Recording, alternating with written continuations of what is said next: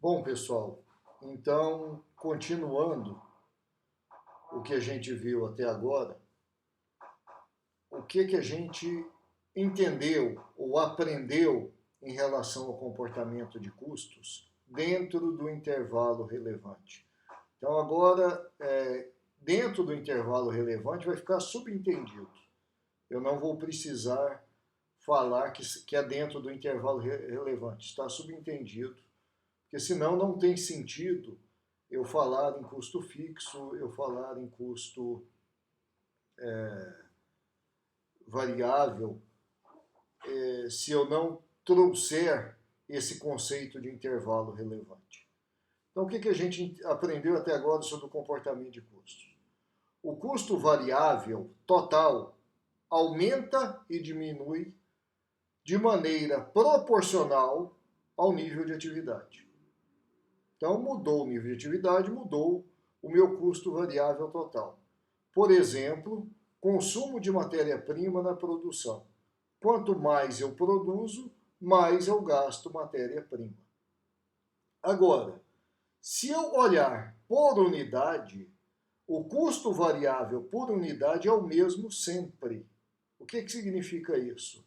Se eu consumo 1 kg de matéria-prima por unidade, se eu produzir uma unidade ou se eu produzir 1 milhão de unidades, cada unidade vai usar a mesma quantidade de matéria-prima, ou seja, o custo variável por unidade, ele é constante. Em relação ao custo fixo, ele não é afetado por variações no nível de atividade, dentro do intervalo relevante. Então, se eu pago 10 mil de aluguel e não produzo nada, o meu aluguel continua sendo 10 mil. Se eu produzir 1 milhão de unidades, eu pago 10 mil de aluguel. Agora, o meu custo fixo, quando eu olho em função da unidade, a cada unidade vendida ou produzida, ou seja, à medida que eu aumento o meu nível de atividade, o meu custo fixo por unidade diminui. Por exemplo, o aluguel de 10 mil reais. Se eu produzir uma unidade, o meu custo fixo é de 10 mil por unidade. Agora, se eu produzir 10 mil unidades, o meu custo fixo passa a ser de R$ 1 por unidade. Ou seja, o meu custo fixo diminui à medida que o meu nível de atividade aumenta e vice-versa.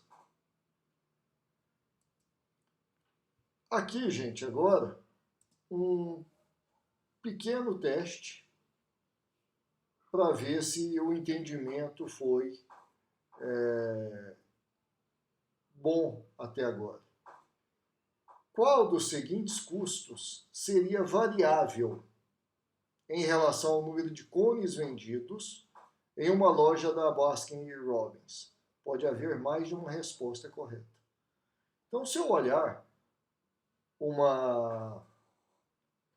alguns custos aqui de exemplo, e eu distinguir qual custo desses relacionados tem a ver com o nível de atividade. Se ele tiver relação com o nível de atividade, ele é variável. Se não tiver relação, ele é fixo. Então, o primeiro tipo de custo, o custo de iluminação da loja. Eu tenho que ter uma loja bonita, quer eu tenha cliente lá dentro, quer não. Então eu vou manter a minha loja acesa, independente, ela vai estar acesa o tempo inteiro. Esse tipo de custo independe do meu nível de atividade. Se fosse a energia elétrica consumida na fabricação do sorvete é outra coisa. Aqui eu estou falando o custo de iluminação da loja. O segundo custo, o salário do gerente da loja. eu tenho um gerente que ele recebe um salário. De um modo geral, o salário que ele recebe independe da minha produção. Ele está lá para tomar conta da minha loja. Não importa se eu tenho muitos clientes ou tenho poucos, o salário dele está garantido no final do mês. É lógico que se a loja não tiver cliente, eu vou mandar ele embora, mas aí é outra história. Mas no momento que eu estou pagando o salário dele, independe da minha atividade, do meu nível de atividade. O custo do sorvete. Aqui, quanto mais sorvete eu vendo, maior é meu custo com sorvete. Se eu adquiro o sorvete de lá da fábrica, quanto mais eu vender, mais eu vou comprar da fábrica. Ou seja, o meu custo com sorvete aumenta em relação do número de cones que eu vendo. E o quarto, o custo de guardanapos para os clientes. Se a gente pensar que eu dou um guardanapo, ou dois, em média, para cada cliente que compra um cone, se eu não vender cone nenhum, eu não vou dar guardanapo nenhum. À medida que eu aumento a quantidade de guardanapos, a quantidade de sorvetes vendidos, eu vou aumentar o meu custo com guardanapos. Então, a minha resposta aqui seria a letra C e letra D, que são as duas respostas que me mostram que são custos variáveis. As outras duas são custos fixos.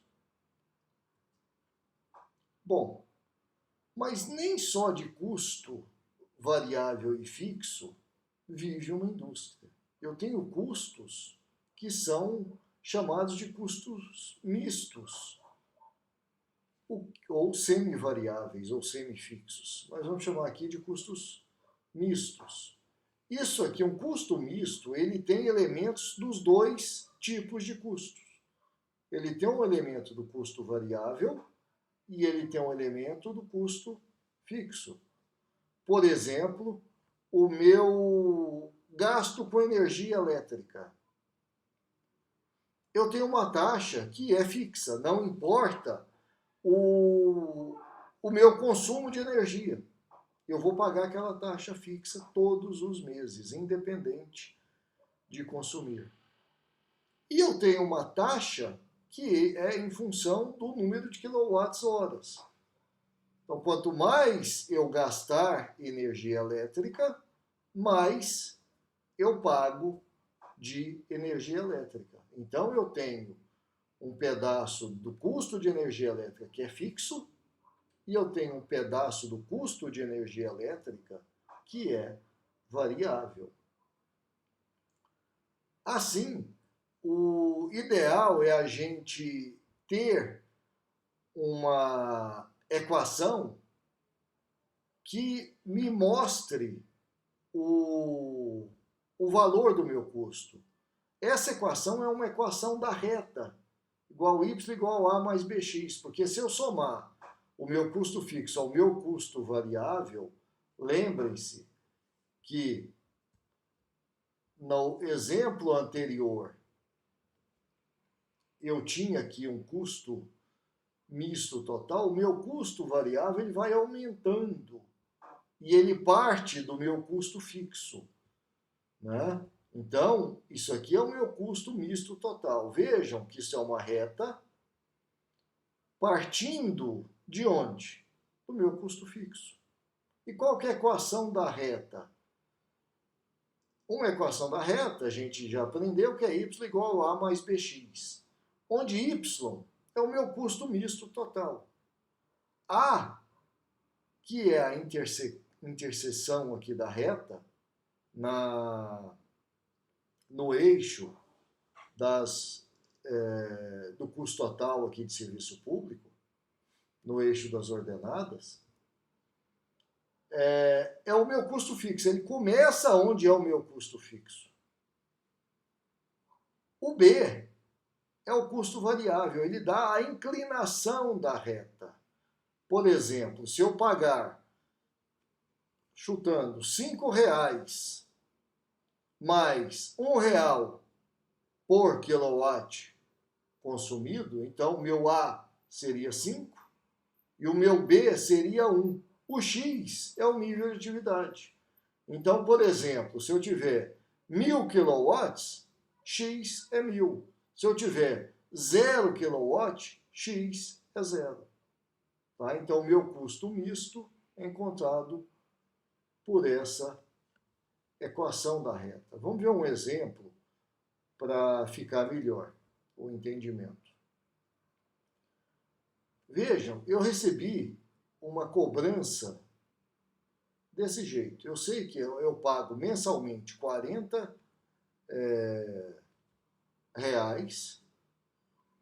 e eu pago mais 3 centavos por quilowatt-hora. E o meu nível de atividade mensal é de 2.000 kWh.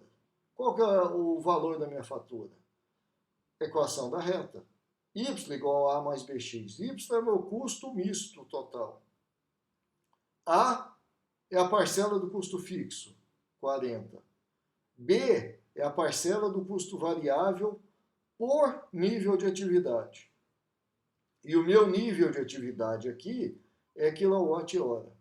Então, é 3 centavos. E o meu nível de atividade foram 2.000 quilowatts. Ou seja, minha conta vai dar R$ 100. Bom, vejam, a gente sempre compara, olha que fala em custos, a gente está muito ligado à parte de engenharia. Não tem jeito da gente esquecer o engenheiro. Né? Por quê? Porque o contador, o analista de custos, o controller, ele está lá dentro do escritório dele e ele recebe os papéis prontos, ele não está lá dentro da fábrica. Então, eu classifico como variável fixa em função do conhecimento que o analista tem de como a conta se comporta. Só que, às vezes, eu preciso da abordagem de engenharia. Por quê? Porque ele tem um conhecimento muito mais amplo da produção do que o analista de custos.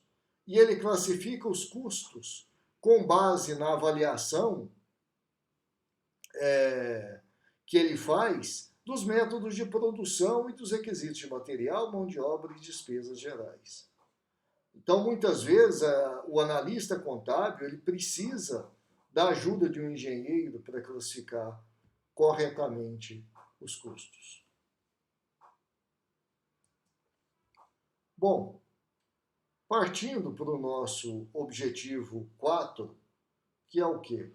Analisar o custo misto usando um gráfico de dispersão e o método dos pontos extremos. Então, agora aqui a gente vai aprender como é que eu calculo a equação da reta em função de informações que eu recebo do comportamento dos custos mês a mês. Vamos partir aqui de um exemplo aqui, onde o analista de custo recebeu as seguintes informações. Ele recebeu, em função de 6 meses, uma planilha com horas gastas com manutenção e, do lado, uma outra coluna com o custo total de manutenção que a fábrica teve. Então, vejam que eu gastei esse volume de horas de manutenção, então isso aqui é físico, e eu despendi, eu gastei isso aqui em dinheiro com manutenção. Vejam que minha manutenção é conduzida pelo nível de atividade, horas de manutenção. Como é que eu sei se esse custo é um custo fixo, um custo variável ou um custo misto? O que a gente tem que fazer? Colocar em um gráfico aquela equação, onde eu vou ter de um lado o y, do outro o x, onde o y é o meu custo total e o x é o meu nível de atividade, que vai ser horas de manutenção. O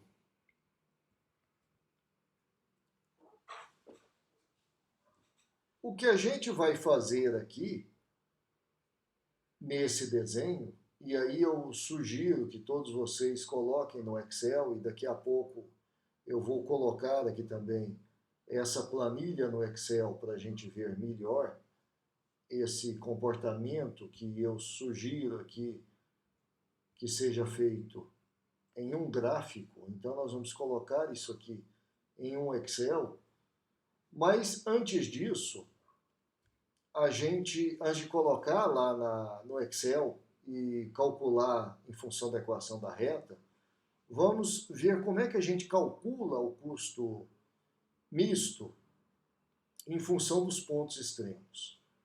O que é eu calcular em função dos pontos extremos?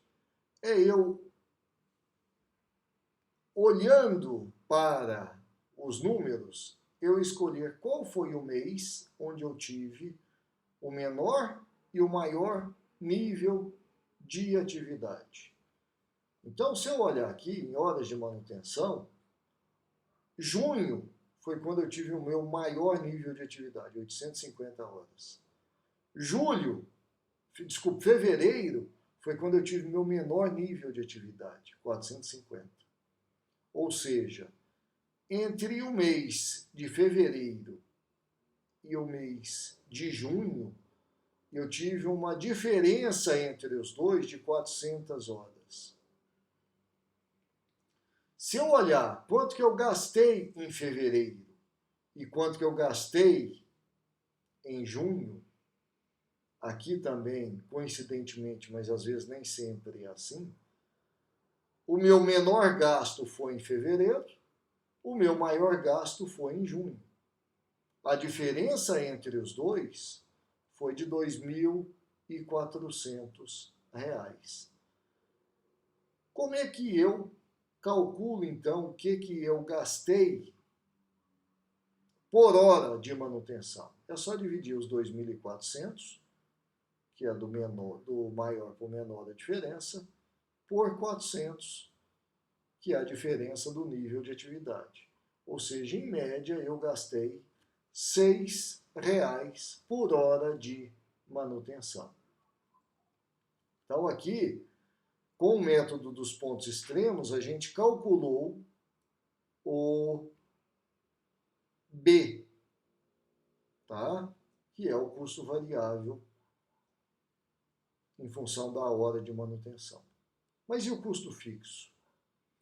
O custo fixo, ainda pelo método dos pontos extremos, vejam, eu mantendo ali o mais alto e o mais baixo, eu tive aqui 850 horas de manutenção, eu gastei 9.800. Então, se eu pegar só esse ponto aqui, quanto de custo variável está aqui dentro? Vejam que se o custo total é igual ao custo fixo mais o variável, o custo fixo é o custo total menos o variável. Então, o que eu tenho? Que eu gastei 9.800 e o meu custo variável foi 6 por hora que eu achei lá atrás, vezes 850 horas. Se eu fizer a conta, isso significa que eu gastei de custo fixo 4.700 dentro desses 9.800. Depois eu sugiro que vocês façam o nível mais baixo, tá? Para ver se a gente chega no mesmo resultado. Então, se eu quiser, com aqueles números lá, qual que é a equação do custo de manutenção? O Y, que é o meu custo misto total, é igual a 4.700, que é meu custo fixo, mais 6 vezes x, onde x é hora de manutenção. Então, essa é a minha equação do custo misto. Vejam que eu não usei ainda a planilha de Excel para a gente calcular a equação da reta. Depois nós vamos ver que nem sempre a gente tem uma planilha de Excel na mão. E esse método dos pontos extremos, às vezes, nos ajuda a resolver de uma maneira bastante rápida. Depois nós vamos pegar uma planilha de Excel e ver se a gente consegue resolver isso da mesma maneira. Bom, está aqui um exemplo, uma verificação rápida, para ver se o entendimento de vocês até aqui. Vejam que aqui eu paguei salários e comissões 10 mil, quando eu vendi 80 mil unidades. E 14 mil quando eu vendi 120 mil unidades. Se eu usar o método dos pontos extremos, e partindo do princípio eu tenho só esses dois, então esses dois é o mais alto e o mais baixo, já é o extremo, qual é a parte variável dos salários e comissões? Lembrem-se o que eu tenho que fazer. Diminuir o nível de atividade, o mais alto do mais baixo, diminuir o que eu gastei, o mais alto do mais baixo, dividir um pelo outro. Eu tenho o custo variável por unidade. Então, se eu fizer essa conta, 120 mil menos 80 mil, 14 mil menos 10 mil, quanto que eu vou ter de custo por unidade? Vejam, eu vou dividir 4 mil, que é os 14 menos 10, por 120 menos 80, 40 mil. Quanto que dá isso? 10 centavos por unidade. Então, está aqui a continha para vocês darem uma olhada. Bom, mas e a parte fixa dos salários? O que eu tenho que fazer para achar a parte fixa? Lembrem-se que se eu tenho que o meu custo variável é de 10 centavos por unidade, quando eu vendi 120 mil unidades, eu gastei 14 mil. De custo variável, o que eu gastei que está dentro desses 14 mil? O que eu tenho que fazer? Simplesmente pegar os 10 centavos e multiplicar por 120 mil. Então, eu gastei de custo variável 12 mil reais. Se o meu custo total foi de 14 mil, qual que é a parte fixa dos salários e comissões? 2 mil, né?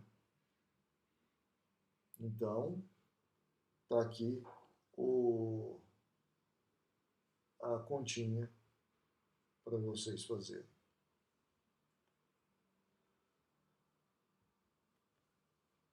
Bom, a outra forma é essa que eu falei de utilização do Excel, que é o método da regressão de mínimos quadrados.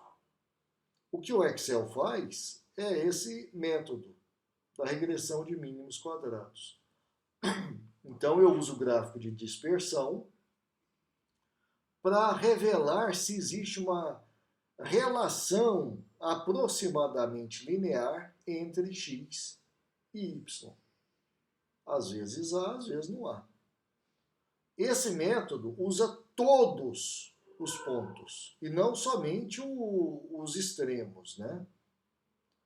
E o objetivo dele é ajustar uma linha reta aos dados que minimizem a soma dos erros ao quadrado. Então, esse método vocês aprenderam lá em estatística, como é que se calcula uma equação da reta no método dos mínimos quadrados, e o objetivo dele é minimizar a soma dos erros ao quadrado. nós não vamos entrar nisso aqui, eu vou partir do princípio que vocês conhecem esse método.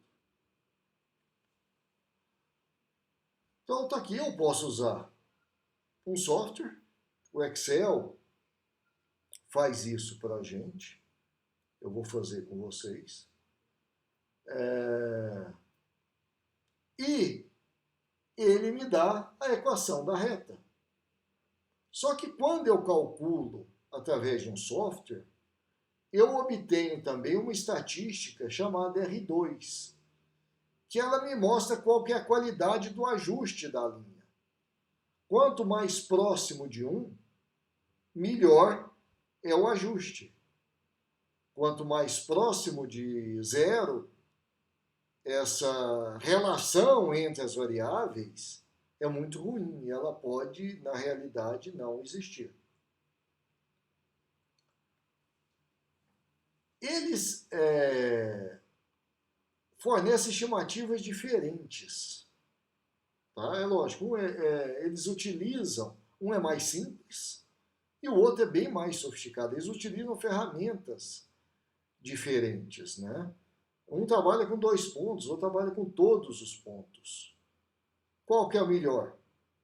Não digo que é melhor, mas o que é o mais preciso é a regressão, sem dúvida que é a regressão. Mas nem sempre eu tenho à mão uma planilha de Excel, eu só tenho uma calculadora e rapidamente eu consigo calcular pelos extremos. Então, num momento que eu preciso de uma resposta rápida, eu consigo resolver isso com os pontos extremos. Bom, aqui, o que a gente vai tentar? Agora a gente vai começar a preparar a demonstração de resultado usando aquele formato que a gente conhece e o formato da margem de contribuição, que é o formato que vem do custeio variável e é muito utilizado gerencialmente, muito importante o formato da margem de contribuição. Então, o que é um e o outro? Vejam, isso aqui é um formato tradicional, uma DRE bem simples. Vendas, CPV, lucro bruto, despesas gerais e administrativas, lucro operacional. O que a gente está acostumado a ver, o que as empresas publicam nos seus relatórios externos. Com margem de contribuição, vejam que não me importa se é custo ou se é despesa. Vendas menos custos de despesas variáveis. Eu tenho algo que se chama margem de contribuição. Nós vamos falar mais profundamente disso mais na frente. Mas é um conceito de extrema importância. Ele é o quê? Qual é a contribuição que essa venda, que esses itens me deram, para que eu consiga pagar os meus custos e despesas fixas. Então vejam que eu tive nessa venda 40 mil de margem de contribuição. Logo em seguida vem meus custos e despesas fixas, 30 mil.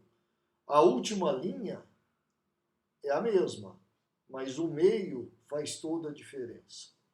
Isso aqui é utilizado pela gestão, pela administração. Isso aqui a gente não mostra como relatórios externos.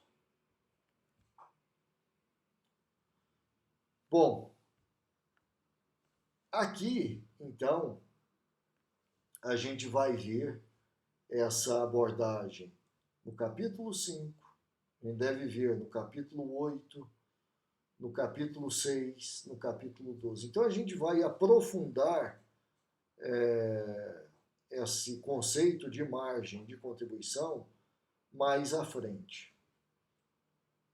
Tá? Principalmente quando o primeiro encontro que a gente vai ter aqui, na análise de custo, volume e lucro, já vai dar uma ideia bem clara do que é e como é que se utiliza, e daí em diante é tudo muito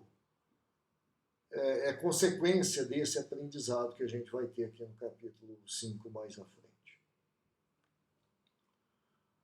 Bom, o objetivo 6, a gente tem que buscar compreender a diferença entre custos diretos e custos indiretos. A gente falou nisso rapidamente, mas vamos voltar ao assunto. O que é um custo direto? São aqueles custos que podem ser rastreados de modo muito direto à unidade do produto ou objeto do custo. O exemplo mais claro é material direto, matéria-prima. Mão de obra direta, nem sempre, porque às vezes a mão de obra é direta, mas ela é utilizada em N itens, em N linhas de produção.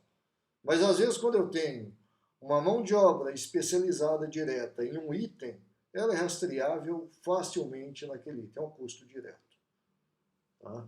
Mesmo quando tenho a mão de obra direta em vários itens, a gente faz um rateio, né? A gente tem que fazer um rateio para poder atribuir o custo da mão de obra direta ao produto. Já um custo indireto, eu não consigo ligá-lo ao produto de uma maneira muito clara, nem à unidade do produto, nem ao objeto de custo. Por exemplo, despesa geral de fabricação. Isso aqui vamos dizer, o supervisor da fábrica. Os gastos com a limpeza da fábrica são gastos que eu tenho, às vezes itens. Por exemplo, vamos dizer que eu sou uma gráfica e estou produzindo um monte de embalagens, vamos dizer, caixinhas de medicamento para N empresas diferentes. Essas caixinhas, o papel é muito fácil, eu sei quanto cada caixinha gastou de papel. Mas e a tinta? Que às vezes eu tenho caixinhas diferentes que da mesma cor. E a tinta está lá dentro e eu não consigo medir quanto de tinta foi em cada caixinha que eu produzi. Isso é um custo indireto. Depois, todo o estudo de custos conduz ao que a gente faz com esse custo indireto. Porque o custo direto é muito fácil, eu o vejo ali muito claro, mas o custo indireto, não.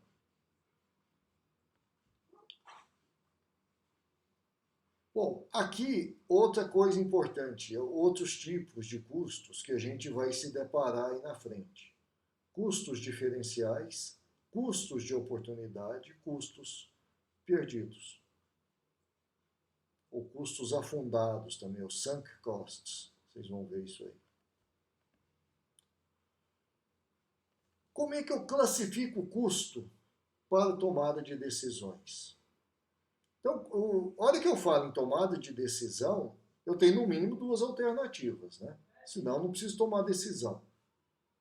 Se é uma alternativa só, é aquela e acabou, não existe decisão. Então, se eu tenho duas alternativas, isso leva a que eu tenha que tomar uma decisão. Vejam o que é relevante na minha tomada de decisão. Somente aqueles custos que mudam de uma alternativa para outra. Se todos os outros custos permanecem ao mesmo, tanto custo quanto benefício, eles podem ser ditos como irrelevantes. Igual, por exemplo, eu vou analisar em uma empresa se eu vou comprar um gerador de energia solar para substituir a minha conta de energia elétrica que eu pago para a distribuidora, que está vindo muito alta. Qual a única coisa que eu tenho que levar em consideração aqui? Minha conta de luz e algum custo que vier do gerador. Por exemplo, o custo do gerente da fábrica. Ele não muda. Com energia elétrica ou energia solar, ele é o mesmo. Então ele é irrelevante. A venda da fábrica, ela não muda com um ou outro. Também é irrelevante. Qual que é a única coisa que tem relevância aqui? A economia que eu vou ter na minha conta de luz. E algum custo de manutenção que possa vir da aquisição do gerador que não existia antes. Então, são esses os únicos custos que são considerados relevantes e que eu utilizo para a tomada de decisão. Bom, e o que é um custo e receita diferencial? Diferencial, como o próprio nome já diz, vem da diferença. Então, são os custos e receitas que diferem entre alternativas. Por exemplo, eu tenho um emprego que paga R$ 1.500 onde eu moro. Eu tenho uma oferta de emprego que vai pagar R$ 2.000, mas é uma cidade que fica... Eu tenho que fazer uma pequena viagem. E eu vou gastar 300 por mês dessa viagem. Então, minha receita diferencial é de 500, mas meu custo diferencial é 300. Eu gasto 300 a mais. Então, eu não estou falando aqui de uma diferença de salário de 500. Eu estou falando aqui de uma diferença efetiva de 500 menos o 300 que eu vou ter de custo a mais. Estou falando de R$ 200. E o que é um custo de oportunidade? É aquilo que eu deixei em troca de alguma outra coisa. Por exemplo, se você não estivesse aqui na UNB estudando, você poderia achar um emprego que te pagasse aí $15.000 por ano lá nos Estados Unidos para, sei lá, ser entregador de pizza lá. Então você está deixando de ganhar $15.000 por ano para frequentar a faculdade. Então, seu custo de oportunidade da faculdade é de $15.000, aquilo que eu abri mão. É a mesma coisa. Vamos dizer que eu tenha tido... eu tenho na frente da minha casa uma lojinha que está alugada. Eu tiro a pessoa lá de dentro para colocar um negócio meu. Eu tenho um custo de oportunidade aqui. De quanto? Do valor do aluguel que eu estou deixando de receber para colocar o meu negócio. E custo perdido. Isso é um custo que eu gastei e eu não tenho volta para ele. Isso aí acontece muitas vezes. Por exemplo, uma empresa farmacêutica que faz pesquisa e desenvolvimento. Quanto ela gasta por ano com itens que não dão certo? O que ela faz com esse custo? É um custo perdido, já foi embora. No exemplo aqui, eu paguei $400 na onça de ouro, mas agora ela é vendida por 250. Eu tenho que esperar ele voltar para 250? A maioria das pessoas faz isso, porque diz, eu não vou realizar o prejuízo. Mas esses 400 é um custo perdido, já paguei. Eu já estou com prejuízo em cima disso.